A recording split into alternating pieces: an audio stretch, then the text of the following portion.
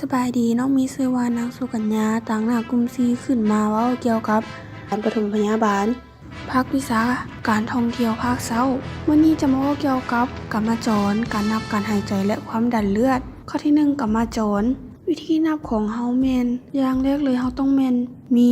เข็มวินาทีที่เดินได้ดีและให้คนเจ็บอยู่ในท่าที่สบายที่สุดและให้เฮาบอกให้กับเจ้าฮู้ว่าสิ่งที่เฮากำลังจะปฏิบัติอยู่ต่อไปนี้แม่นหยังซึ่งการกวดเอากรรมจรนั้นจะมีอยู่หลายทางเช่นอยู่เส้นเลือดเต้นอยู่ขมับอยู่หน้าอยู่คอมืออยู่ข้อพับแขนศอกที่แห้อยู่คอและอยู่บอนอื่นๆหลายบอนในทั่วร่างกายที่มีเส้นเลือดเต้นหรือเส้นเลือดแดงซึ่งวิธีการที่เราจะจับเอากรรมจรนี้แม้เราต้องใช้นิ้วชี้และนิ้วกลางบีบลงวันที่เราจะกวดสอบกรรมจรเบาๆบ่ให้บีบแรงพร้อมทั้งเบิ่งเข็มวินาที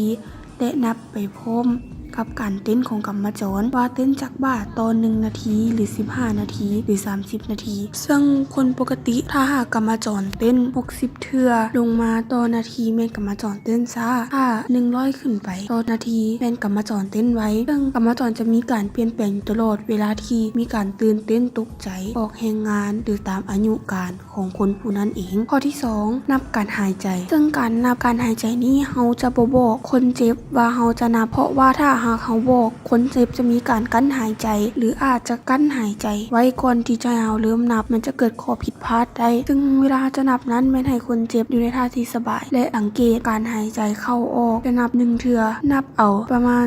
15วินาทีแล้วมาคูณให้4ก็จะเป็น1นาทีนั่นก็จะเป็นการหายใจเข้าออกของคนผู้นั้นถ้าหากหายใจไว้กว่า40เทื่อหรือว่าช้าประมาณ8เทื่อต่อนาทีจัดว่าคนเจ็บนั้นอยู่ในขั้นอันตรายเพราะว่าคนปกติจะหายใจ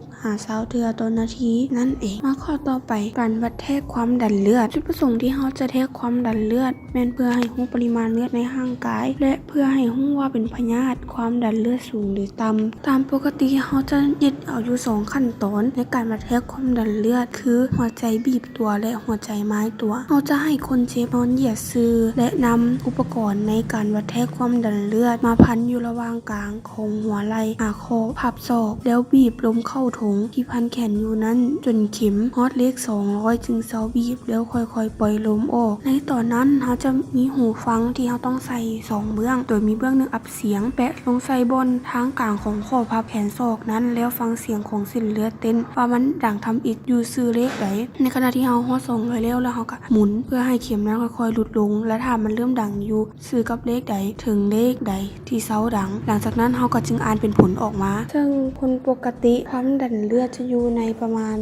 120ถึง90มิลลิเมตรธาตุบาหลอดแต่ถ้าหากสูงเกิน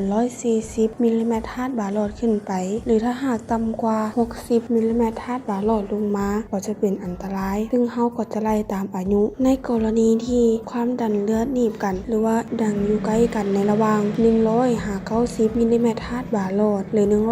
160-150มิลลิเมตรธาตุบาหลอดแสดงว่าอีกบ่ดนจะเสียชีวิตได้ซึ่งก็จบการรายงานเพียงเท่านี้ถ้าหากมีข้อผิดพลาดประการใดก็สามารถให้คำติชมเพื่อการนำไปปรับปรุงในอนาคตและการเฮ็ดบทรายงานที่ดีขึ้นยิ่งกว่านี้ในภายภาคหน้าหรือถ้าหากมีข้อมูลเพิ่มเติมก็สามารถชี้แจงได้ให้ครบถ้วนสมบูรณ์ขอขอบใจ